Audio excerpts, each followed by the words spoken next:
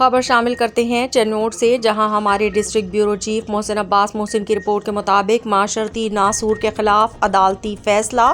Chiniot police کی بہتر investigation کی بدولت جرم ثابت ہونے پر منشیات فروش کو قید اور جرمانے کی سزا سنا دی گئی۔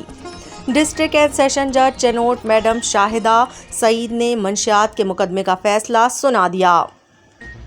جرم ثابت ہونے پر منشیات فروش طاہر کو 24 سال قید، 14 لاکھ روپے جرمانے کی سزائیں سنا دی گئیں۔ تھانہ سٹی پولیس ٹیم نے منشیات فروش بشیر کو 1155 گرام ہیروئن، 1050 گرام آئس برآمد ہونے پر گرفتار کیا تھا۔ منشیات فروش کے خلاف تھانہ سٹی میں منشیات کی دفعات کے تحت مقدمہ درج تھا۔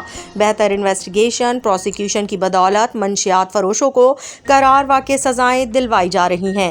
ڈی پی او منشیات نسلوں کی تباہی کا باعث، ضلع بھر میں بھرپور کریک ڈاؤن جاری ہے۔